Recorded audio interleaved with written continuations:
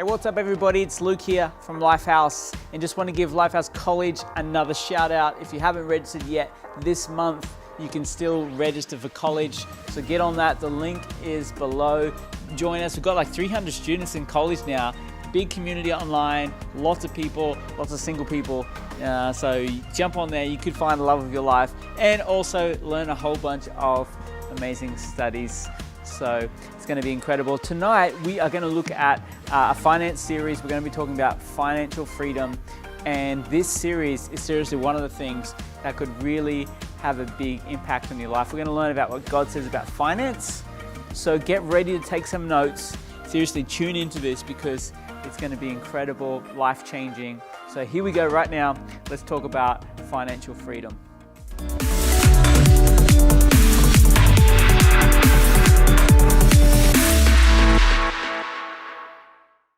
Well, hey everybody, and welcome to 7 Steps to Financial Freedom. My name's Josh. I'm one of the pastors here at Lifehouse, and I tell you what, we're just so excited about helping you get better in your finances and getting to a place of incredible generosity and financial freedom. And so glad that you've started this course together with us.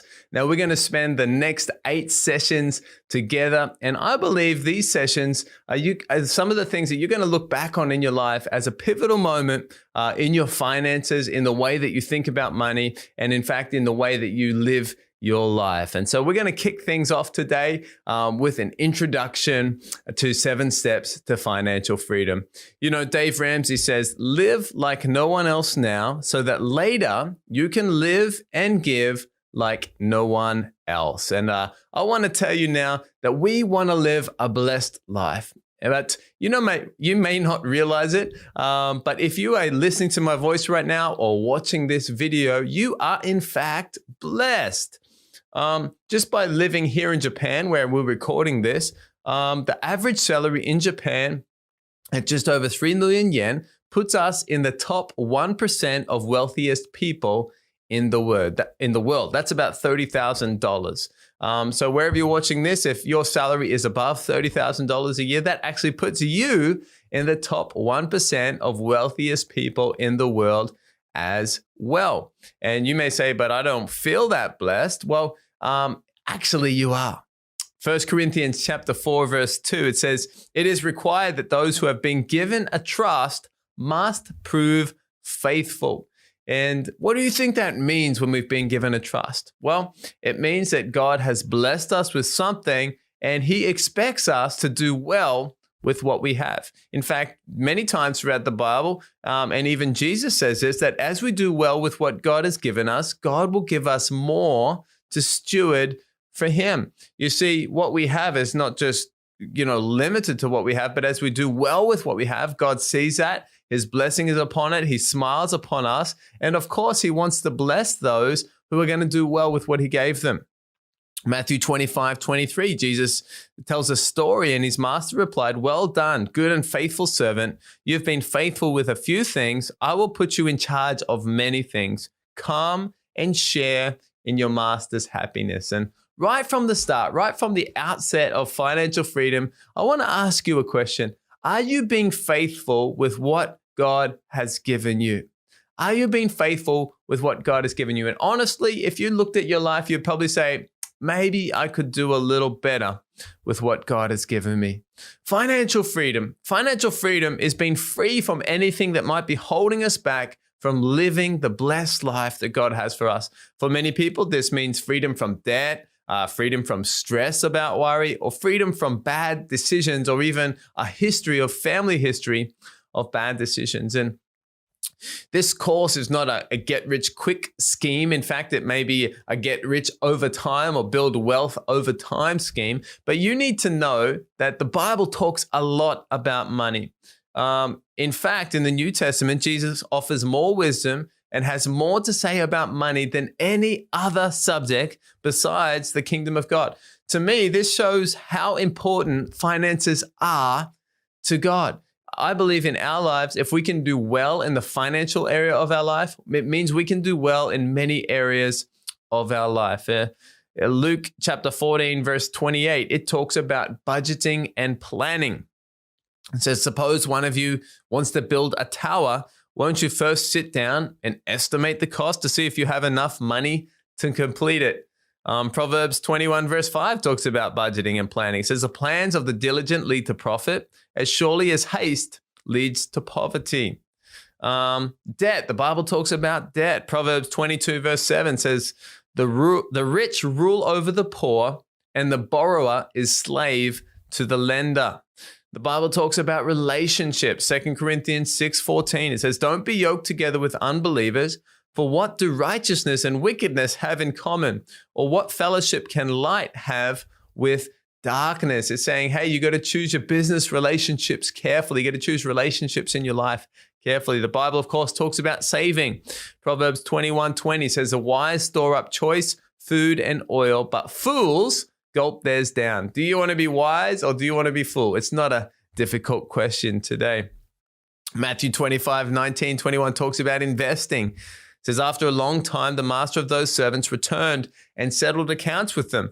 The man who had received 5 bags of gold brought the other 5, and he said, Master, you entrusted me with 5 bags of gold. See, I've gained 5 more. And his master replied, well done, good and faithful servant. You have been faithful with a few things. I will put you in charge of many things. Come, share in your master's happiness. And so the Bible talks about that. God, money is not there just to sit for us, but we need to actually not just work for money, but we need to make that money work for us. And Jesus himself is actually talking about investing that money so that we get a return on what God has originally given us. The Bible, of course, talks about giving. 2 Corinthians chapter 9, verse 7, it says, each of you should give what you've decided in your heart to give, not reluctantly or under compulsion, for God loves a cheerful giver. And of course, we love Proverbs chapter 3, 9 and 10, where it talks about tithing. It says, honor God with your wealth, with the first fruits, the first part of your crops, then your barns will be filled to overflowing and your vats will brim over with new wine. And tithing really is the key to getting all of this started. And God says, as we put God first in our finance, that he wants to provide for all of our needs. That's our barn, that's our food and our shelter, but also our vats will brim over with new wine. And the wine, it's talking about joy, it's talking about celebration. And I believe that links to John 10:10. Jesus says, I want to give you a full life, an exciting life, not a stingy life, but a generous life. And so you can see here, there's a framework that the Bible talks about all of these areas. And so what we've done is we've condensed this down, and that this is based off Dave Ramsey's teaching, who's an amazing teacher in America, Bible teacher talking about finance and saving and investing. I recommend go and have a look at his YouTube or his podcast or any of his books. But the following steps, the 7 steps to financial freedom, are Bible-based common sense for your finances. And in the world today, we know that common sense sometimes is not so common. As I said, these steps are not a get rich quick scheme, but they're building God's wealth. They're building wealth God's way. And you may say, well, I don't agree with these steps, or I want to skip these steps. That's okay. You don't have the microphone today. I've got the microphone. And so these are our steps. And we've seen a lot of fruit over the years as people follow these steps and get God's planning for their finances that just brings them so much freedom, less stress, and start to live in the blessed life that God has for them. So here we go. Number 1, step 1 is get a plan for your money. And we're going to call this a budget. So we need to be budgeting each month. How long does this take? Well, you can do this in today or less than a week. Step 2, we're going to look at saving a beginner emergency fund and the different insurances and things that we need to live a safe life. And maybe this is going to take you about 1 month to get this into action. Step 3 is getting out of debt. We know that the borrower is slave to the lender. Now, this may take a while depending on how much debt you have. But it can take up to 2 years, we see in most cases. Now, this is everything except your house. Step 4 is saving a full 3 to 6 month emergency fund. And average timeline, this can be done in about 6 months. Step 5 is, this is where it gets exciting, I think, is investing for the future. And this is something we're going to do for the rest of our lives. We're going to continue to invest for the future. Step 6 is stewarding God's blessing. And this is talking about not just investing, but doing well. How do we deal with some of the bigger things in life? A house, an apartment, cars, these things. And step 7 is build wealth, be incredibly generous, and leave a legacy. And how long does this take? Well, this starts after step 6. And this is where we want to get to. We want to get to step 7, be building wealth, be incredibly generous, and leave a legacy to our children's children. So that's a bit of an overview this week, a bit of an introduction to 7 steps to financial freedom. Hey, I hope you're excited. If you're going through this with one of our amazing coaches or through a Connect group or through a course, make sure you ask any questions you may have at this time. But let's get ready to be learning these 7 steps. And I believe that they're going to help you a lot. These are some of the lessons that I wish I had learned when I was a young person. And so no matter what age, what stage you are, it's always the right time to start doing finances God's way. So God bless, and we'll see you at the next session. Have an awesome week. Well, hey there, and welcome to step 1 of 7 steps to financial freedom. My name's Josh. I'm one of the pastors here at Lifehouse, and we're just so excited about helping you win with money. Step 1, this may be the most important step, is get a plan for your money. This is the dreaded B word, budget. You need to budget each month. John Maxwell says a budget is telling your money where to go, not wondering where it went. And you may say, I don't know if I need a budget. Well, have you ever had too much month left over at the end of your money? It may take a moment to sink in. Maybe you've had a fight with your husband or wife because you didn't agree what you should spend your money on. Is that, if you be honest here, maybe there's some people out there. Or maybe you felt that you didn't have enough money to do the things that you would like. You didn't have enough money to maybe purchase that item or buy that car or build that house or be generous to those people in need. You just thought, if I just had more money. You need a budget. If you've answered any of those questions, you need a budget. Zig Ziglar, motivational speaker and author, says, if you aim at nothing, don't worry, you'll hit it every time. And all a budget is, all a plan for your money is getting some tracks for your money, telling your money where to go. Remember, if you don't tell it where to go, it's going to run away. And so let's not have a nothing budget, because we'll just go around in circles our whole life. And you may not realize it, but budgeting actually brings freedom into our life. You see, a budget doesn't decide our spending. No, we decide the budget, and then that decides where we spend. If your budget is too tight, it's because you're too tight. You set the budget. If your budget is too generous or too loose, you set the guardrails of the budget. You decide the boundaries, and you spend freely up to those boundaries. So instead of worrying about spending too much or wondering how you can buy something, you're actually free to spend up to what you've previously decided. For us, this was actually freeing when Yuki and I, my wife, when we were married and we were deciding how to spend our money and budgeting. At first, it seemed like this is going to be restricting. We just want to live a free life. But after a while, when you get a budget and you get used to the budget and you set the guardrails of the budget, it actually is freeing, because you're like, well, I can allocate this money for food and allocate this money for clothes and allocate this money for shopping or eating or giving. And then instead of feeling guilty when you go shopping, instead of thinking, I don't know if I should tell my husband or wife this. No, you are free to spend up to the budget that you've decided together with your husband and wife.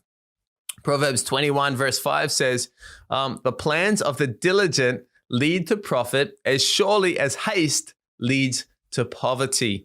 And Proverbs is so wise. It says, as you plan out, it's actually going to lead to good things. It doesn't mean that everything is easy overnight, but over time, the plan leads to good things. Proverbs 3 verse 9 and 10 says, honor the Lord with your wealth, with the first fruits of your crops, and your barns will be filled to overflowing, and your vats will brim over with new wine. And obviously, starting our budget and the cornerstone, the very initial thing of our budget, is going to be putting God first and say, God, this whole budget this month, God, all the things that we're going to use our money on, we're going to do this to honor you first and foremost. And Jesus himself, he says in Luke 14:28, he says, suppose one of you wants to build a tower. Won't you first sit down and estimate the cost to see if you have enough money to complete it? What does Jesus say about planning our money? Well, he says, if you want to do something big, if you want to have a big project, if you want to have a big life, well, you need to sit down and you need to spend your money on paper before you start building anything. Too many people get ahead of themselves and start spending stuff and doing things, and they didn't actually sit down and work out, could it be done or how much it's going to cost? A budget meeting. This is a big one. If you take anything away from today's lesson, you need to have a budget meeting. So every month, as you get paid, have a budget meeting with your husband and wife and spend all of your money on paper. Spend all of your money on paper before you actually touch the bank. And you may say, well, I'm not married. Who do I do that? Well, if you're not married, sit down in a chair, get out your budget spreadsheet, put a teddy bear in the other chair and have a budget meeting with a teddy bear. What you need to do is give every dollar a name and you need to tell it where to go. Remember, if you don't tell it where to go, it's going to develop wings and it's going to run away. And there should be nothing left over. In fact, everything should be allocated. Remember, we're going to spend all of our money, but we're going to spend it on paper before we do anything in real life. And this is called zero-based budgeting. It means at the end of it, if you did it correctly, the end total, the end sum should be zero because you've put everything there and savings here and miscellaneous spending here and food here and tithing here.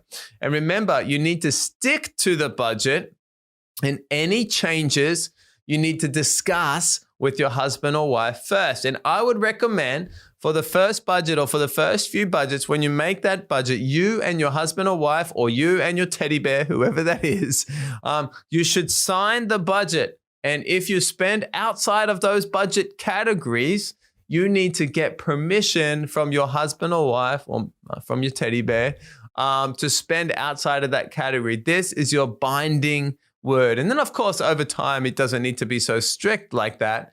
But you need to understand, hey, these are our categories that we are going to set. And so what does a sample budget look like? Well, right at the top, you write down your income from your work or your regular job.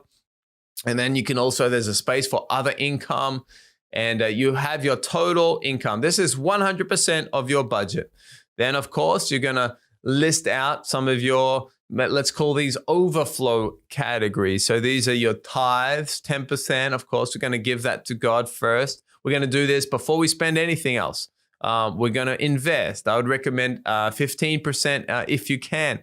We're going to save. I would recommend 5%. This is money that we keep on hand for projects that require cash or require savings.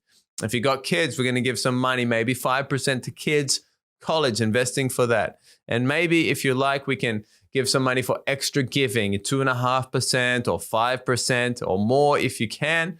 But this is money towards extra giving projects, maybe buying dinner for someone in need, or supporting our school, Tejas Asia in India, or maybe supporting the kids in Watoto, Africa, or needs, or typhoon victims, or earthquake victims as they come up. It's good to have some extra money on hand that we can use for giving. And so that's going to come to roughly 40% of our budget, give or take. Then we have our needs. These are things like housing. How much should you spend on rent or your mortgage? I would recommend no more than 25% if you can. If you're spending more than 25% on your housing, some of these other areas like college or savings or investing are going to suffer because maybe your house or your rent is more than it should be, proportionally is in terms of your income. Utilities, gas, water, these types of things, maybe about 10%, depends where you live. And food, of course, maybe that's going to be 10% of your budget. Now, you may say, food, 10% of my budget. That's not enough money. And it may not be if you have a family. But most people, you don't need to spend a lot of money on food if you are buying your food at a supermarket or at a grocery store. Most people need more money for food if they're eating out all the time. Now, that's one of the biggest areas you can look at. And so that's maybe going to be about 40%. So we're up to 85%. Then, of course, we've got eating out money. I don't know how much you eat out. I used to eat out a lot. And then I realized, hang on, if I took some of that money and we saved it or invested it, that's actually quite a lot of money. And so we stopped eating out as much and got a lot healthier as well, because now we can buy great food and we can make great dinner together and have some extras and drinks and things. And it's actually a better experience for our family as well. But of course, we still do eat out sometimes as well. And then miscellaneous, maybe 2.5%. There's some things. These are extra things. We can cut these in a tough time. That's going to be about 5% our budget. And then, of course, we've got things like life insurance. Maybe that's about 2.5%. We've got health insurance. Maybe that's another 5%. We got our pension. Maybe that's another 2.5%. So our total insurance is maybe going to be about 10% of our budget. And so all of that income minus our overflow, which is our giving and our needs and our wants and our insurances, all of that should equal 0. Now you may say, well, those percentages don't work for me. That's fine. This is just a rough guide. The main thing is that you write down your income at the top of the page, and then in order of priority, you write down your tithing and your giving and your saving and investing and housing and utilities and food and eating out and miscellaneous and insurance. And you write all of that down. If there's money left over, well, I would recommend put it back into savings or put it back into investing or put it back into giving. And if you've got a negative, and many people, when they do this, they don't realize it, but they're like, oh, that's why I never have any money, because I'm actually got a negative every month. If you've got a negative, you need to look at that and you need to make your budget work. Now, initially, maybe you can't invest 15%. Maybe you can't give extra giving at the moment. Maybe you need to wait until you move house or do something or increase your income with a side hustle. So this is not set in stone, but we do need to look at it.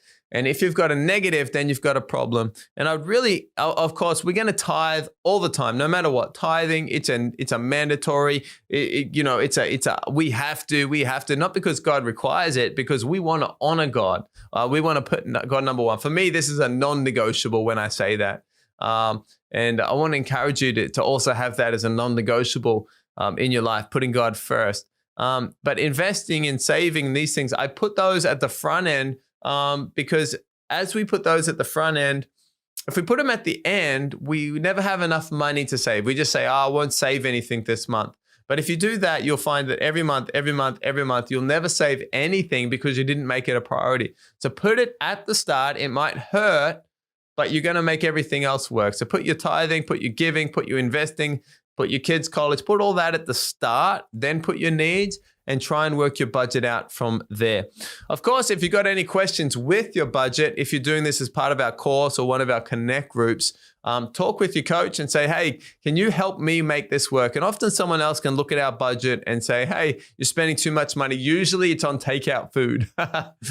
Sometimes it's on other things like clothes or different things like that. But hey, let's make our budget work every month. So looking forward to hearing your stories about your budget meeting with your husband or wife.